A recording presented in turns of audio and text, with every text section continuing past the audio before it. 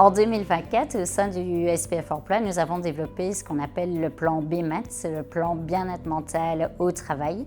C'est donc un plan fédéral qui est à l'initiative de 4 ministres fédéraux qui ont vraiment pris conscience de l'importance de se préoccuper des questions de santé mentale et du travail. Dans le cadre de ce plan BMAT, nous avons travaillé autour de 3 axes. Le premier axe a permis de développer des plans d'action pour des professionnels de la santé, particulièrement les conseillers en prévention, aspects psychosociaux et les médecins du travail. Donc on a fait toute une série de tables rondes pour un peu avoir l'avis de ces personnes de terrain, à la fois pour améliorer la qualité de leur travail, mais aussi le nombre de ces acteurs de terrain. Le deuxième axe du plan BMAT concernait le développement de la réglementation et du code du bien-être au travail. On a rendu obligatoire le fait d'avoir des personnes de confiance dans toutes les entreprises de 50 travailleurs et plus. Donc les personnes de confiance agissent en première ligne sur la thématique des risques psychosociaux. On a également développé un cadre réglementaire pour les troubles musculo-squelettiques. Et enfin, nous avons évalué la réglementation sur les risques psychosociaux. Le troisième axe du plan BMAT concernait le développement d'outils. Donc l'outil principal pour la réglementation risques psychosociaux, c'est l'analyse des risques. On a développé un premier questionnaire d'analyse des risques. Donc c'est un questionnaire d'une centaine d'items pour évaluer les risques psychosociaux au sein des entreprises.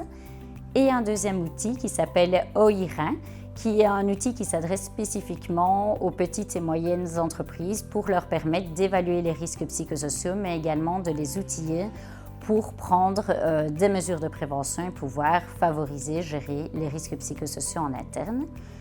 Et enfin, le troisième outil que nous avons développé dans le cadre du plan BMAT s'adresse aux managers. Donc les managers de proximité jouent un rôle vraiment important pour le bien-être au travail. Et donc on a développé un outil pour aider les managers à développer leurs compétences en termes de leadership, etc., pour améliorer le bien-être de leurs équipes, mais également un outil qui s'adresse là au secteur de l'enseignement, donc pour outiller les hautes écoles, les universités, qui vont former les futurs managers pour qu'ils soient sensibilisés à la thématique des risques psychosociaux.